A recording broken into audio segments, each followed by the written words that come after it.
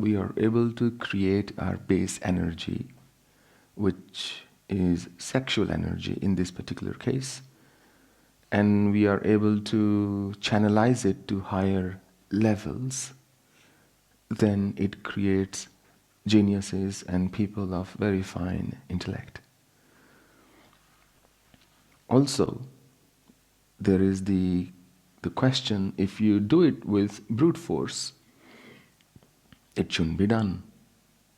That's what Swami Vivekananda said? Or is that what you're saying? Okay, so it's not possible with brute force. Even though I've read the works of Swami Vivekananda, but I thought maybe I missed out on this one. And if you go down the route of pranayama or kechari mudra, then it seems unattainable. Sex is also a form of energy, and it's compelling form of energy. So if your energy is invested elsewhere, you don't have the time to think about your sexual thoughts. They don't bother you as much. Trouble is when you have free time. What do you do then? Where does your mind go then? If you have something beautiful to fill in your free time, then lustful thoughts will not bother you. And one way to gain control on such thoughts is to stop thinking them as bad thoughts. Because the trouble with that thought process is, if you think a lustful thought is a bad thought, or a sexual thought is a bad thought, the trouble is you will feel guilty for having those thoughts. And if you feel guilty for having those thoughts, it will weaken your consciousness. You will not have the energy or the strength, mental strength, to do something about it. You've got to be stronger than the thought that has emerged on the canvas of your mind, that I can take control of this thought. So whether it's a sexual thought or any other thought, if it is intruding in your mental space without your permission, it's a thought worth looking into. It's a thought you have no control over. It's a vikara. It's, if I may use that word, it's a bad thought, no matter how good it may seem. Even if it could be about coming to the ashram. You're trying to get some work done, but the thought of coming to the ashram is constantly bothering you. Then we have an issue. Because any thought that distracts you from where you want to be or what you're doing in the present moment is a thought worth harnessing. And such is the anatomy of any thought. So when you have any sexual thoughts, I just want to set the record straight. You can do pranayama, you can do any mudra, you can do any kriya. That does not mean you will rise above your sexual thought. If you eat sattvik food, you will be better off. Another thing that I've noticed, some people are more sexual than others. Some people have greater libido. They are just genetically built that way.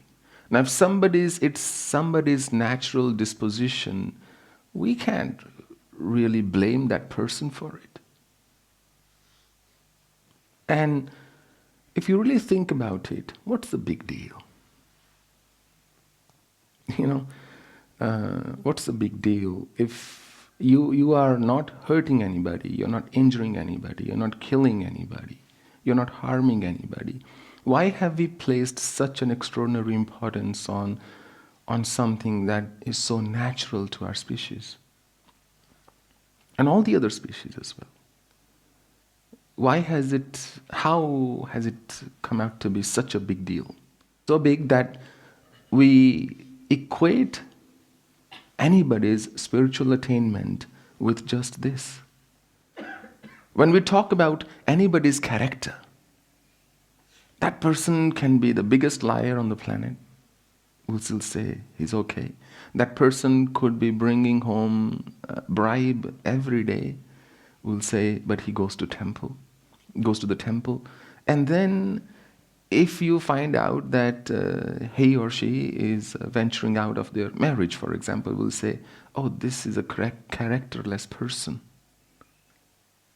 What a narrow-minded view of what makes somebody's character. Everything to us, we are such hypocrites. Everything to us is acceptable except the notion of a sexual adventure. The moment anybody engages in that, we say, here is a characterless woman or a man. Who are we to place that label? Who has given you the right to judge it, to judge the other person?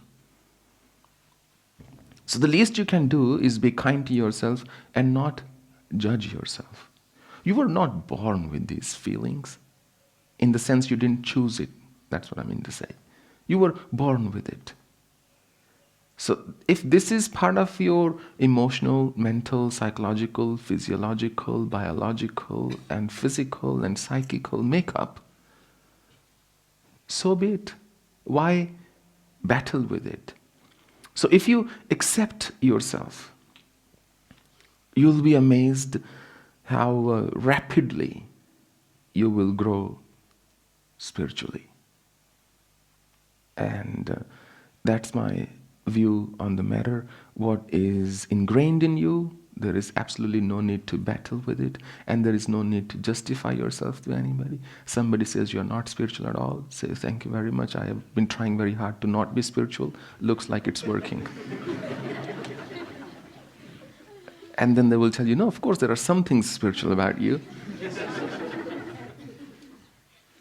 All those myths out there that I remember, hearing this, that from 9 drops of blood or 7 drops of blood becomes 1 drop of semen. And you hear these myths when you grow up, and you think, oh my God, all the people who were really superb, very fine, they somehow preserved their sexual energy, and that's why they had this amazing memory and so on. Well, we didn't know what was going on in their personal lives.